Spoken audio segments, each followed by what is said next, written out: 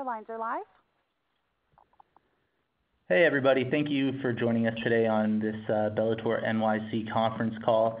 On today's call we have Bellator President Scott Coker, as well as event headliners Chael Sonnen and Wanderlei Silva, welterweight world champion Douglas Lima, and challenger Lorenz Larkin. I will, at this point, I'll turn it over to Scott Coker for some opening announcements. Great, thank you, Danny. Good morning, everybody. I'd like to welcome everybody to the Bellator NYC Sonnen versus Silva media conference call. Before we get started with the fighters today on the call, I'd like to make a very special announcement. I'm excited to announce that Bellator has signed veteran MMA announcers Mike Goldberg and Mauro Ranallo to join our broadcast team. They'll both debut there at Bellator NYC, Bellator 180, next week, June 24th at MSG. They'll join our current broadcast team, Jimmy Smith and Jen Brown, as well as Chael Sonnen when he's not competing. Also on the broadcast team, we have Brendan Schaub and Josh Thompson will also be part of the New York broadcast. I think the main thing for Bellator is we put together this all-star team of talent to be interchangeable as the Bellator schedule continues to grow, both domestically and internationally. And on with the fight card. I think everybody's seen that we're building towards this big, massive card next week in New York City at Madison Square Garden. This will be the biggest event in the history of Bellator. It'll be Bellator 180 on Spike TV, as well as the pay-per-view broadcast with the main event that's here today, and one of the title fights that's on the call today. To me, this will be the best MMA pay-per-view card offered in 2017, with Chael Sonnen fighting Wanderlei Silva, who are both here, and this is something we're really excited to promote. It's been a fight that's been over 4 years in the making, and I can't wait to see them square off in the cage next Saturday. Fedor Emelianenko will make his Bellator debut against Matt Mitrione. And we got 3 big title fights that evening with current champion Douglas Lima, challenger Lorenz Larkin, both joining us today on the call. Also, Michael Chandler takes on Brett Primus at lightweight, and Phil Davis beats Ryan Bader at light heavyweight on Spike TV. And running out the main card, we've got Aaron Pico making his MMA debut as one of the most touted prospects of all time against Zach Freeman. The Bellator pay-per-view card, the pay-per-view portion will begin at 10 p.m. Eastern, 7 p.m. Pacific. Bellator 180 will air on Spike Live on both coasts at 8 p.m. Eastern, 5 p.m. Pacific. And additional prelims will air on Bellator.com beginning at 6 p.m. Eastern and 3 p.m. Pacific. With that, I'll turn it back over to you, Jenny. Great, thanks, Scott. And for the media, if you have a question for Scott or any of the fighters on this call, please press *1 on your keypad now. Operator, we can start the Q&A session.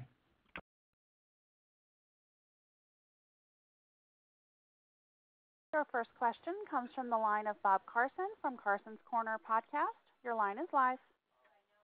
Hi, thank you to everybody. My question is for Scott Coker. Scott, there's been some concern about whether or not some of these main event fights may fall through. Randy Couture posted on his Instagram account that he'd be happy to be an alternative for either one of the main event fights.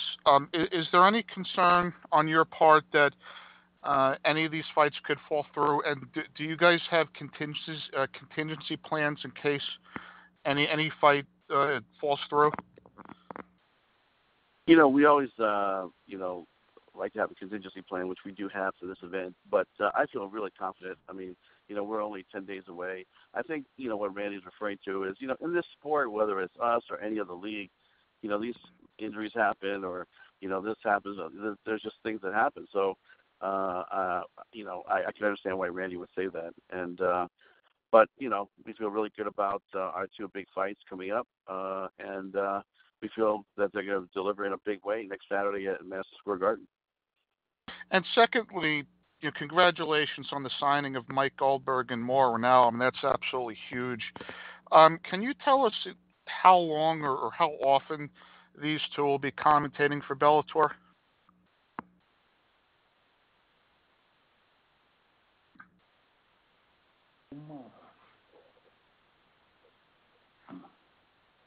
And Scott? Yeah, sorry about that. Yeah, you know what? Mauro and Goldie combined will be doing all of our fights in 2017, 2018, and hopefully beyond. But we're very excited. We think this is the best broadcast team in the business now, and we're locked and loaded, ready to go. Thank you.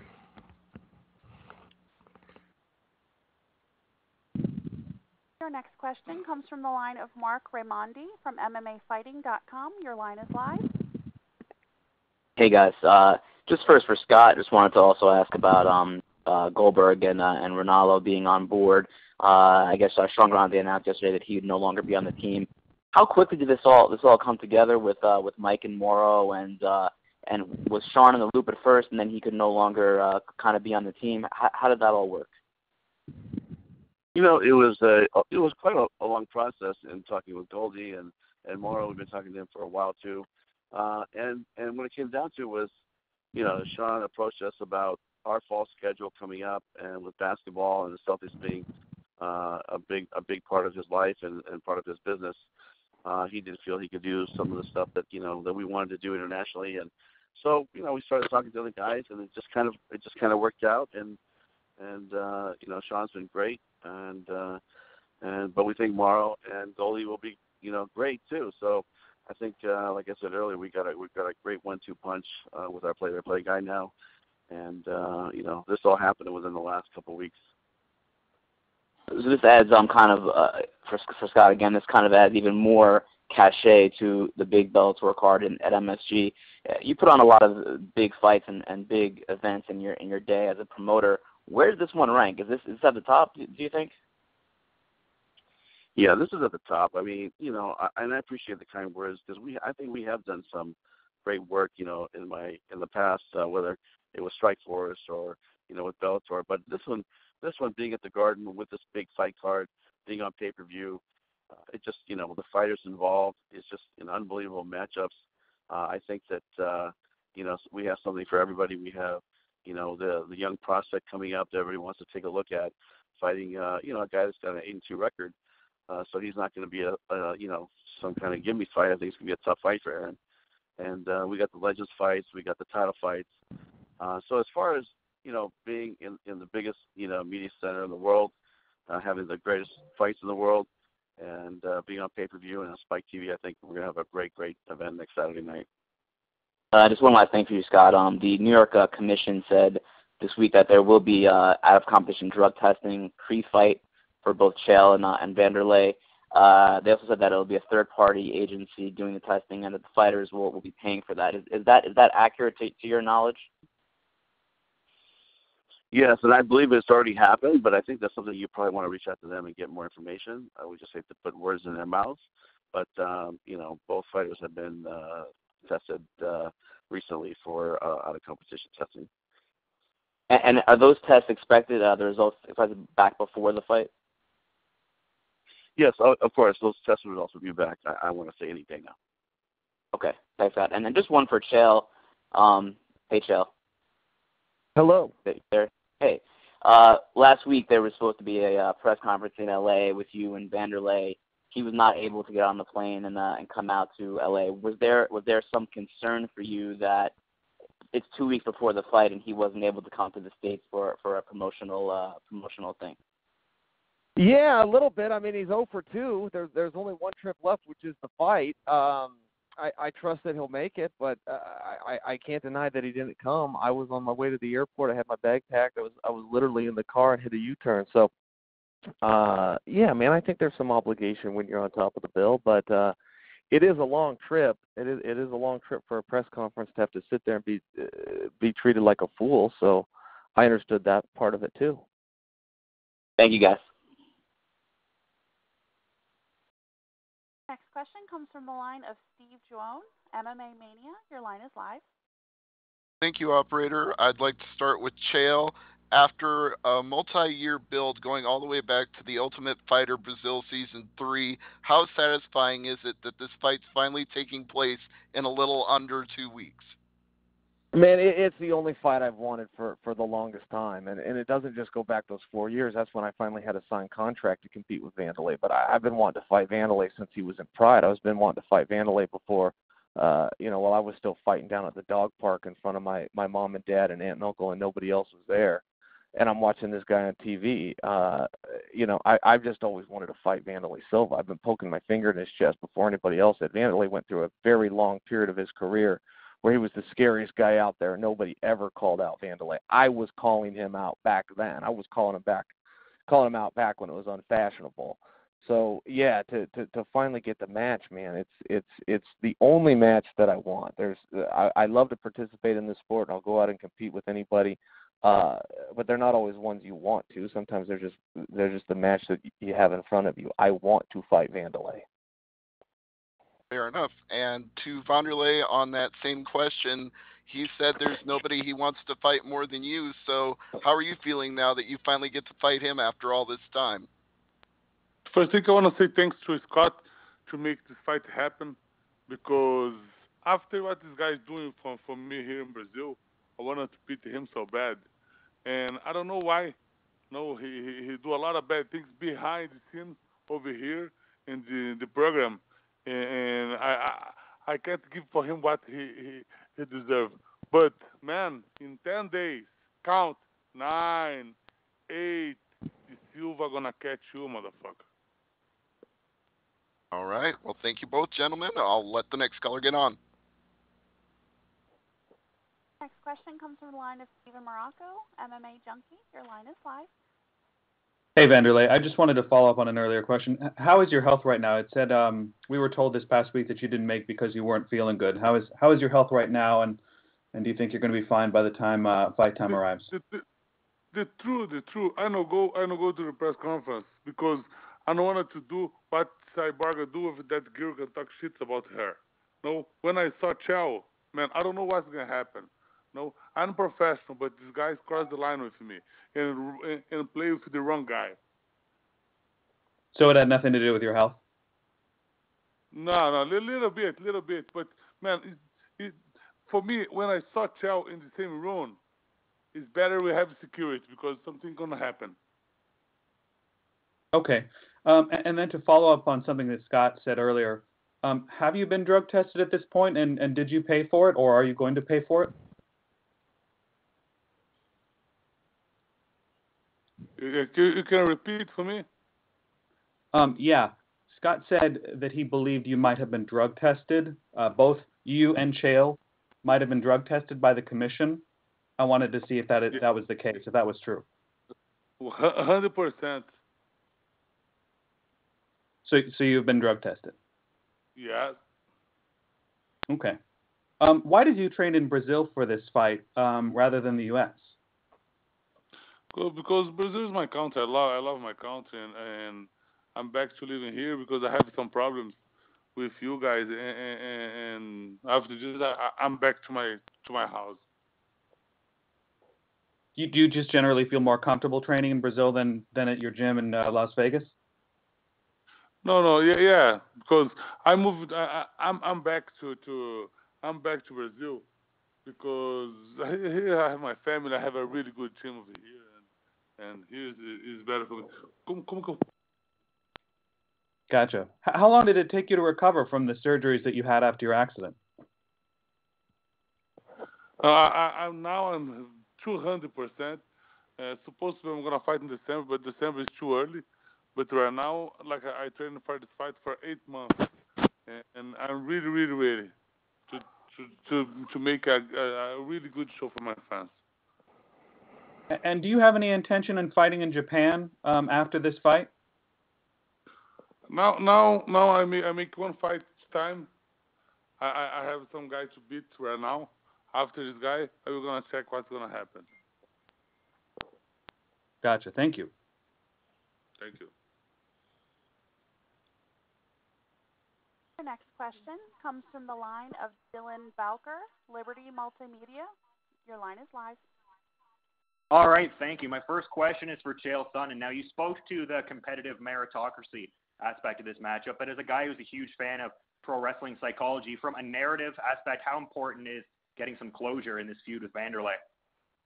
Man, this whole card, as far as you're talking storylines, this whole card has them up and down. Aaron Pico's the hottest prospect MMA has ever had. Ever. Everybody will tell you that. He is going to be the champion. He's going to be the face of this company. He's going to be the face of the industry. And I'm not sure he's going to win next Saturday. He got dealt from the bottom of the deck.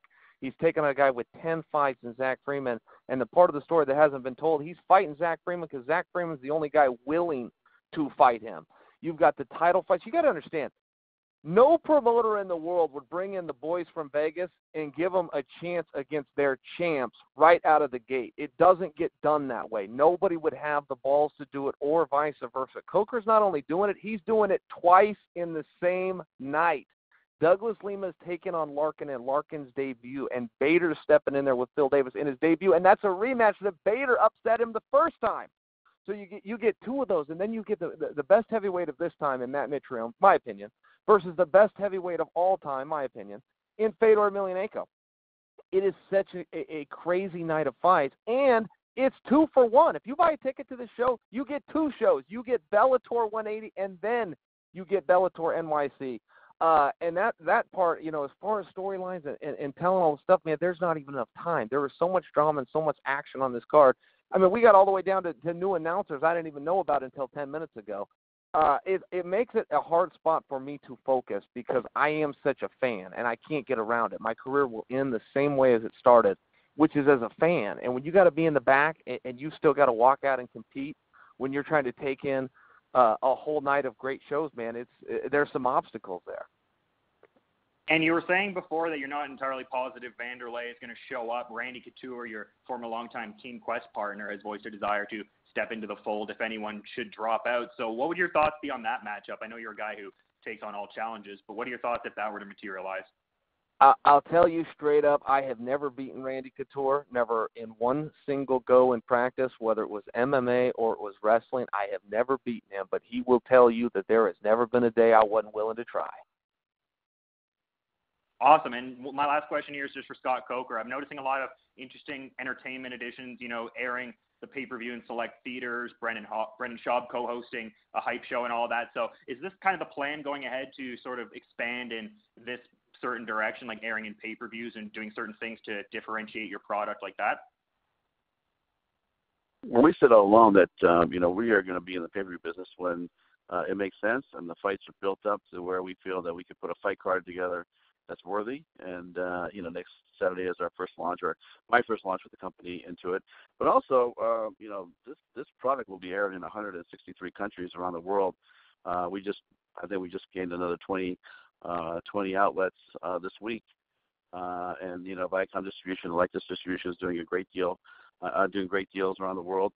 So I think more countries than ever in the history of Bellator's, distribution, international distribution, will be able to watch this fight live as it happens, and on VOD around the world. Awesome. Thanks for taking my call, guys. Thank you. Our next question comes from the line of Tony Fagnano, MMA Today. Your line is live.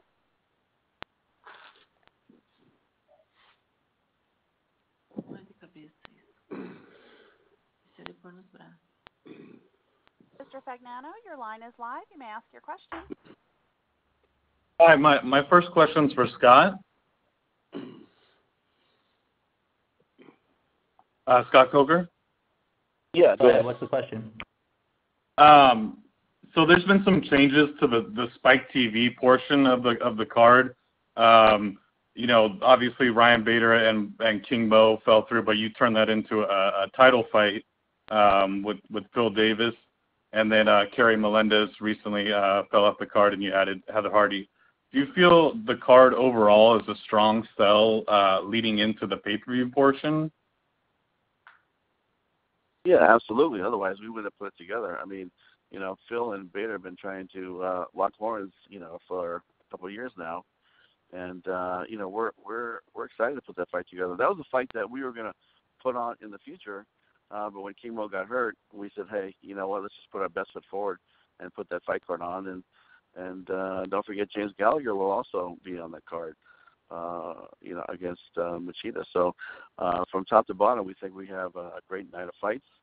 And, it's going to be, like Chael said earlier, you get 2 for the price of 1. You get to watch Spike 180, Bellator 180 on Spike, and then, tune right into the pay-per-view. So we have if you're a combat sports fan, this is the night to be sitting back watching all these great MMA fights on TV. And then my next question would be for Douglas Lima. How you doing, man? Hi, how's it going? Question for you. If you do, obviously Larkin was one of the top ranked, at a different promotion. If you beat him, does that motivate you to want to prove yourself, in your division somewhere else, or do you feel that Bellator now has the talent where you can make the case that you are the best in the world where you're at? Yeah, definitely. I think in my eyes, I belong in the top of the division. It doesn't matter which organization, but this is just a chance to prove, that I belong there. Beating Larkin, coming off of, 2 great wins, ranked opponents. So it's just a chance for me to prove, where I belong in the division. Very excited for this fight. In my eyes, is the main event. You know what I mean, as far as excitement and skill levels. So it's just another chance for me to prove where I stand in this division. Thanks, Douglas. And my next question would be for Chael Sonnen. Chael? All ears. I just wanted to say you're an inspiration, for everything that you've endured and to keep doing what you're doing, man. And we know that you have no qualms taking on, legends. Obviously, you fought Anderson Silva twice, and you're about to fight Wanderlei. You took on Tito Ortiz. And we also know that you had volunteered to fight, Fedor as a late replacement. Is that something that you would still consider in the future? Yeah, definitely. First off, that was nice of you to say. And secondly, of course. That's the one thing about Bellator is you're not completely confined to your weight class. I look at King Mo a lot, and King Mo is just able to go all over and get these big fights. I was at his last fight with Rampage, man. That building was popping. It was a special event.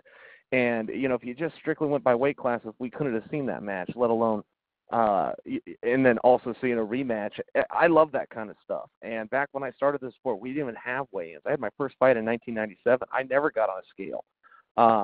You call up, you either want to do it or you don't. And I think things are better the way they are now. But I still have that mentality. We just didn't used to have that. So, anybody you can compete with, anybody that, I don't look for the big fights either. I hear that, I want a big fight, and I want a championship fight. And I want all of that stuff too, but I really do believe you got to take on anybody, and if it's a guy that you're given a chance to, or it's a guy that he's given the chance to you, or it's a big fight, or it's a grudge match.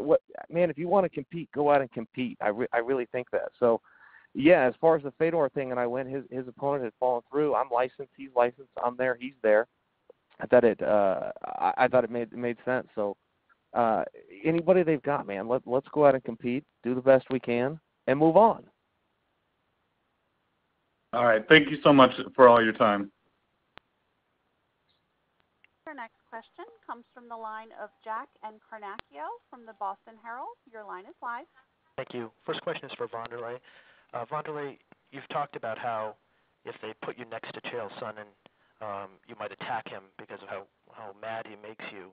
What about fight weekend? When you get to New York, are you going to try to stay away from him the whole time? What if you guys meet each other before the fight?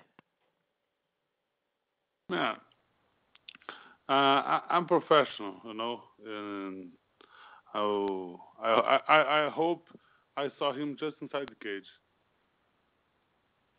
You had said earlier when you were asked why you started training in Brazil for this fight that part of it was problems that you were having with us. I imagine you mean in the United States. What were the problems that you went to Brazil to get away from? Yeah, no, I have some problems because some guys don't treat me very well. I have some problems with some because the rules are different here in the U.S. In the U.S. you can talk what you want, nobody gonna do nothing. But here in Brazil it's different, And some guys, couple guys disrespect me in the street, and I talked to my wife to back to Brazil because I don't accept that to nobody. Okay. What is it about Chael Sonnen that makes you want to attack him when you see him? What is it about him? He know what he's doing over here. He know what he deserves. He know I'm right and he's wrong. He did a lot of bad things for me here, and now it's time to pay back. I'll go to Chael now. Chael, what do you make of why Wanderlei is so aggressive towards you? You were on the set with him. What would you say? He can be right and I can be wrong. He wants to make a case about this. He can have it. I can see it. I don't give a damn anyway. I don't like Wanderlei Silva. Everybody listening to this, everybody that's going to be watching this, has somebody in the office that if they could take him outside and get in a fight with him, they would. Everybody on the job site has somebody there that if they could fight, they would. I happen to be in an industry where we can. I don't like him and he doesn't like me. I don't see what the difference is.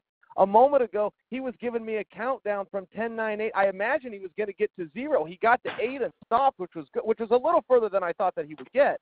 I don't care anyway. He's making it like he's right and I'm wrong. Be right. I'll be wrong. What's the goddamn difference? Let's just fight on June 24th. How about that? Chael, on the MMA Hour, Wanderlei had said that in the Tito fight, you, quote, looked like a kid. I imagine commenting on how you looked size-wise next to Tito. What of that? What would you say of that and the condition you'll be coming into the fight in? Yeah, I can tell you as far as size goes, man, I've never got into the scale. They didn't used to have that. The guys I looked up to, the Randy Coutures and the Dan Hendersons of the world, man, those guys were always smaller. I have pushed people Wanderlei's size out of the way looking for somebody to fight. Anything you would say about the Tito fight in terms of the condition you came in? It was over very quickly. Yeah, Tito sucks. I just sucked even worse. That's what happened. I don't have an excuse for it. Listen, if you beat the champion, you leave there the champion. I lost to the worst guy in the sport. That makes me the worst guy in the sport. That doesn't sit very well. I made some changes. I can't accept that. I don't want to accept that. I can't go back. I can't run that back. There was nothing I can do. Tito and I are now 1-1.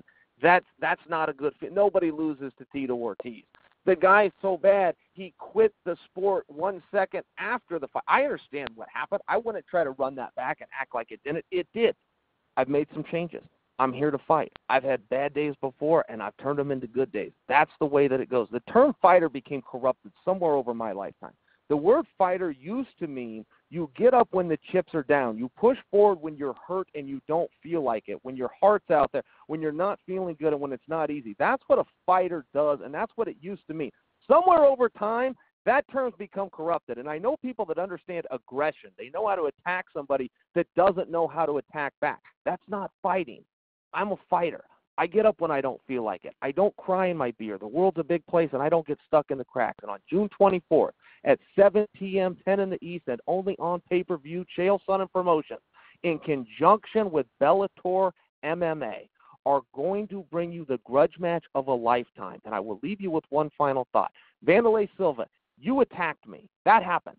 If you attack me, I'm going to do some very bad things to you within the rules. If you attack me in front of my wife, there are no rules. Chael, I know you said that's what you'll leave me with. Can you tell us what those changes are, though, that you made? Hello? Hello? To me? You can repeat? I think he closed the laptop there. Okay. Scott, quick question for you. You have Phil and Ryan Bader in the title fight to close out the prelims. Are you concerned if that goes 25 minutes that you're going to bleed into the pay-per-view time with 4 fights on spike? No, not at all. We I think we have a good grip on it, and I mean we're ready for that fight to go the distance if it does, or if it doesn't, we have a contingency plan. So we're ready to go. Thank you, guys. Thank you.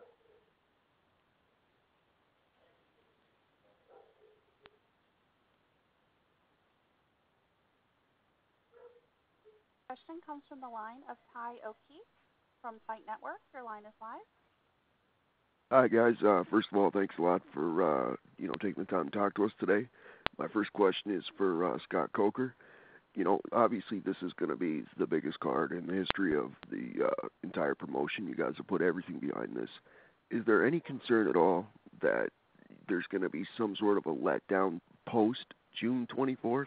When you're loaded this card up with so many big-name fighters that are in your promotion, or is there any concern that what are you going to do after June 24th to keep the fight fans intrigued? I mean, that's a great question. I think that, we do have fights in July and August, our monthly series, those would be great fight cards, and those would be, to continue building the young talent, or giving guys that are looking to get the next title shots.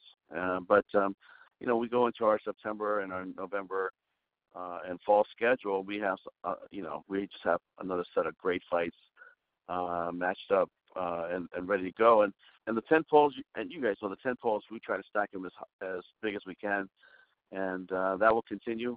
But when we do the pay-per-views, we're going to go way over the top, like we did for this fight card. And I think you'll see that when we put that together, whether it's 2 or 3 times a year, when the fights call for it. And again, we're not going to go monthly. We're not going to be that the company that just puts fights together to put events on a pay-per-view. We're going to be selective. We're going to put on fights that are more like the boxing model. When they're big enough and people want them, we're going to put them on. Okay, I appreciate that. Thanks. My next question is for is Chael Sonnen still on the line? Okay. Sorry, Chael actually dropped off the call. No problem. I guess he had to keep his word. It's no problem. Then my last question is just quick for Wanderlei Silva. Have you done anything, specifically in your training to combat this long layoff that you're facing? Have you added something to your training and to kind of give you an edge to go against the time off, the time that you've missed?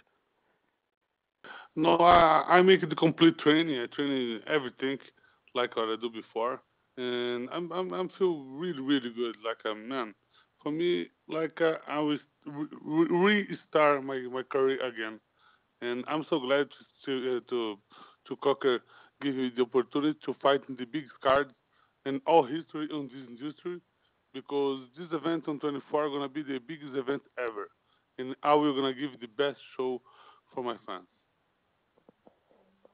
All right, well, thanks a lot for your time, guys, and good luck. Thank you. Our next question comes from the line of Edward Carbajal from Front Proof Media. Your line is live. Hi, thanks for taking my call. Question for Lorenz Larkin.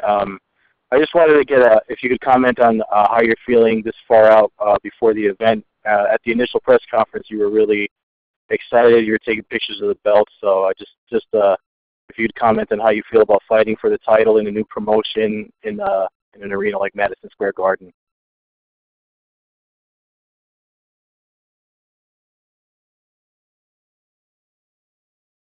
Hello?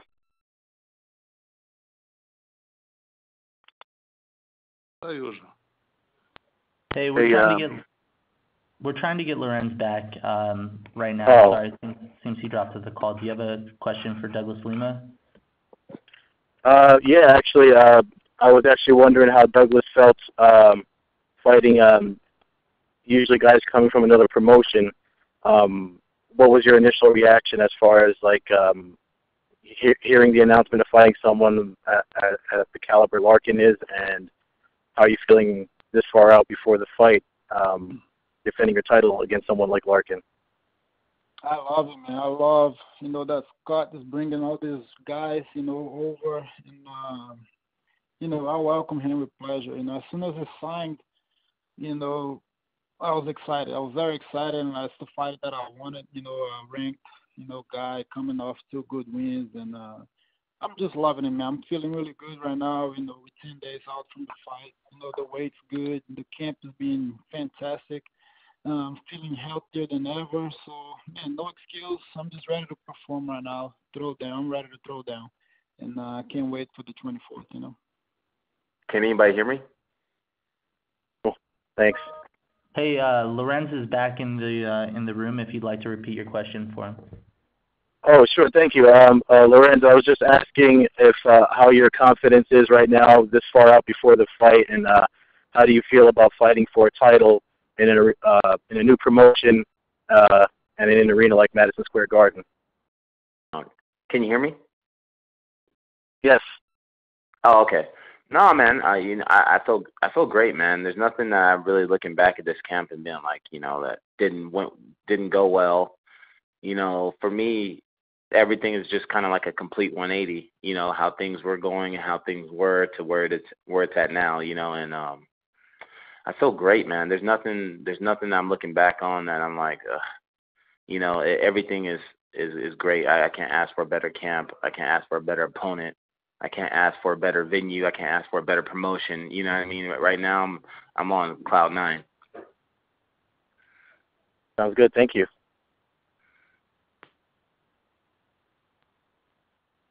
Your next question comes from the line of Susan Singari, MustLoveMMA.com. Your line is live. Thank you for taking my call today, and good luck on the fight. Let me state that ahead of time for everybody on the call. My first question is for Scott. Scott, last time we spoke, you told me you were open to having Chuck Liddell on your team, so to speak. Do you have any updates on when and if Bellator MMA will sign him? Yeah, we're talking to Chuck, but mostly about a brand ambassador type of relationship. Okay. And that's an ongoing conversation, and we'll probably pick it up after New York. So I have nothing to report right now, but hopefully in the future we'll have something fun to announce. And then I just have one other quick question for you, Scott, if you don't mind. The signing of Roy Nelson, great for Bellator and MMA. Really excited, and other fans are as well. Any updates on when he will fight, and if so, who he will face? Yeah, Roy would like to fight right away, so we're going to be looking to fight him in early fall is what we're looking at. And the opponent we haven't identified yet, but that might be something that we will announce at the post-fight press conference next Saturday. Okay, and then I just have a question for Wanderlei, if I may, please. Hola, Wanderlei. Hello. The rivalry between you and Chael goes back a long, long way. We've heard you folks talk about it today on the press call, and it's all over the media. Do you respect him as a fighter, and do you think after you fight him, could you two be friends?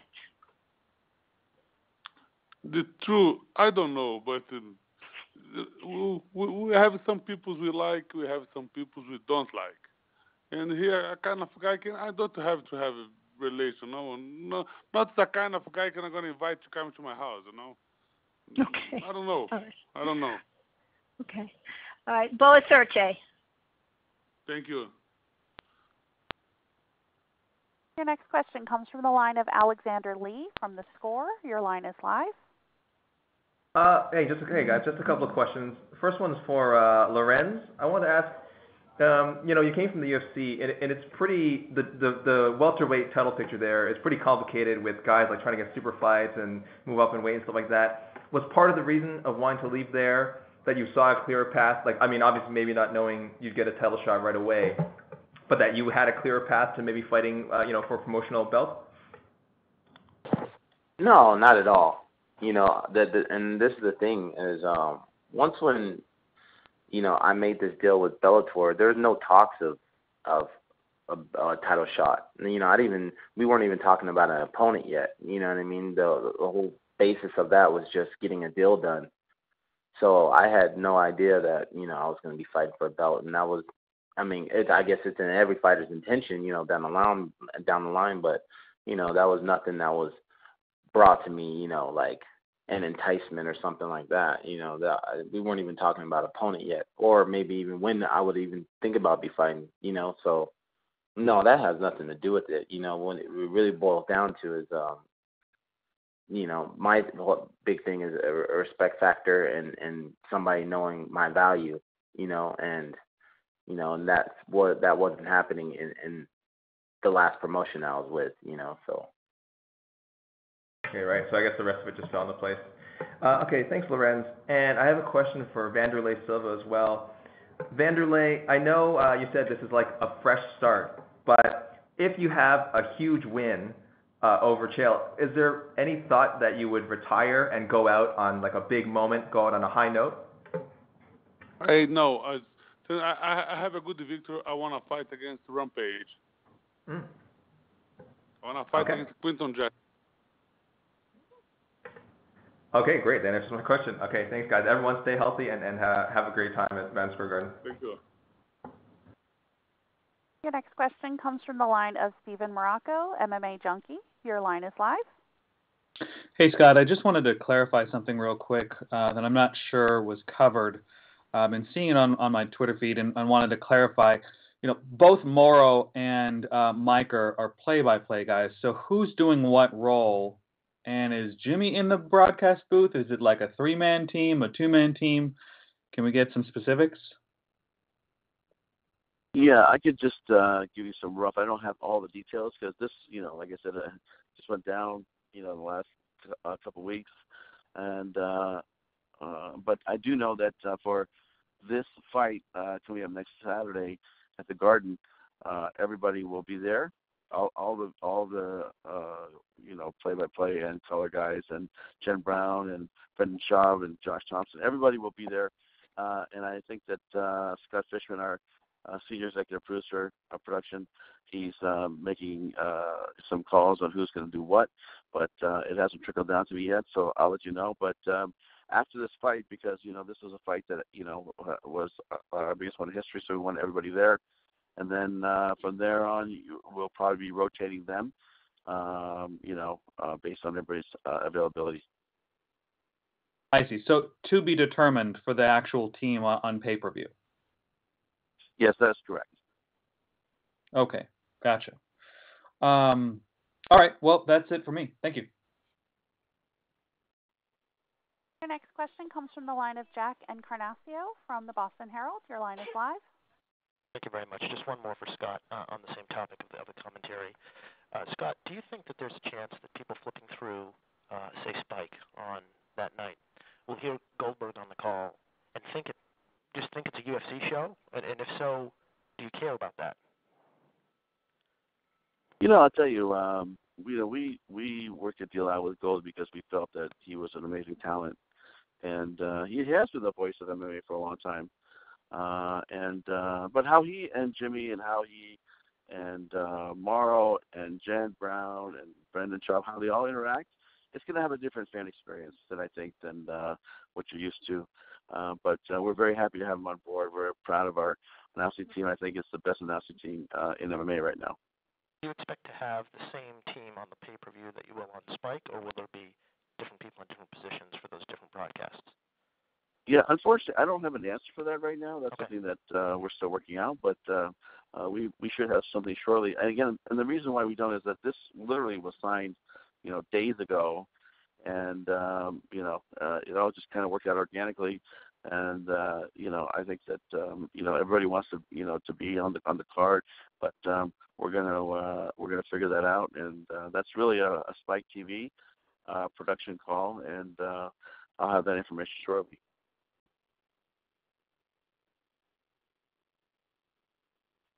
Your next question comes from the line of Eddie Goldman from No Holds Barred. Your line is live.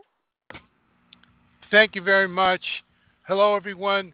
Since today is International Axe Throwing Day, our first question is for the axe murderer, Wanderlei. Wanderlei, I want to ask you about what we can expect in this fight, because we know your opponent, Chael Sonnen, mainly comes with a wrestling background. He even mentioned wrestling a couple of times in his comments. How are you going to be prepared for that, since, we know also you have a grappling background, but you're known more as a stand-up fighter, as a striker? He's so I know what he can do, but he don't know what I can do. I'm new. I have a lot of new things. I have a lot of new weapons, and my fans can expect a really good show because I'm ready to fight. How have you planned to adjust your fighting style, both because of the layoff that you've had, and also you're older now? It's harder to do the same things you did 20 years ago when you're fighting in IVC in Brazil. Have you adjusted your fighting style? Yeah, I have some adjustments. I train more safely because I don't want to be hurt for this fight. I'm 100%, and I train more. I lift more weights to make my body more stronger, to hit hard, and Chael gonna feel what I have for him. Okay, and how have you worked on your timing in the training? Because, as you know, it's one thing to the timing that you have in a fight, and another thing that you get in sparring in the gym. How have you worked on that to create the conditions of a fight since you've been out of action for a couple of years? I train with a lot of young guys, young fighters, and strong fighters, a lot younger than me, and put me in a lot of difficult situations, and I am ready for everything. I know what he can do. He wants to give it the same double leg, and in that moment, I will gonna catch him. And do you want to make a prediction for the fight? I will gonna knock out him in the first round. Okay, thank you. And can I ask Scott, I have a question about New York. This obviously is a great thing, running Madison Square Garden, which is such, considered the world's most famous arena. Do you have future plans, how often you plan to run in New York City, either at the Garden or at other locations? Yeah, hey, Eddie. You know what? Right now, this is the only event this year in New York City, but we plan to come there maybe the first quarter of 2018. Right now, it's not done yet. And we're moving on to our final question from Steve Joan from MMA Mania. Thank you, operator. And I wanted to ask Coker a follow-up question. So, Scott, if you could, we understood that Mauro Ranallo was still under contract with another organization until at least August. So was there some sort of buyout of his contract to free him up for commentary for Bellator? I'm not sure what you're referring to, but this is the first I've heard that. So, you talking about Mauro Ranallo? No, I did not. I was not aware of that. Yeah, we were led to understand that he had a no-compete clause in WWE that didn't expire until at least August. Yeah, so I'm not sure of any contract they had with anybody, but I can assure you this was done properly, and it was all done in a proper manner.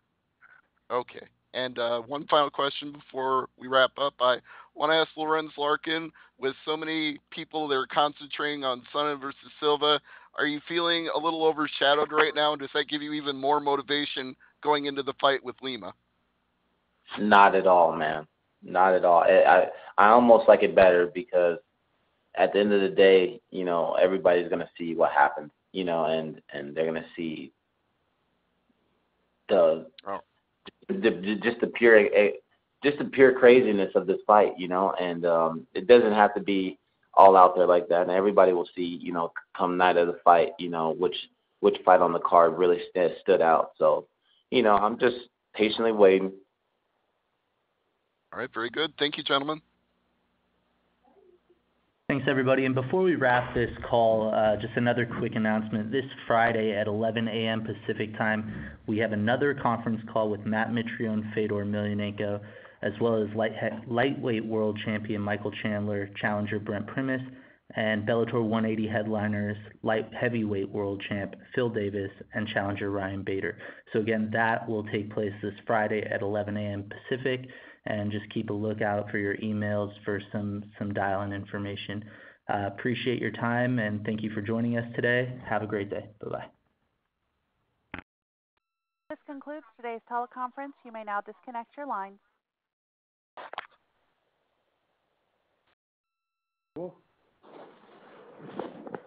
Acabou?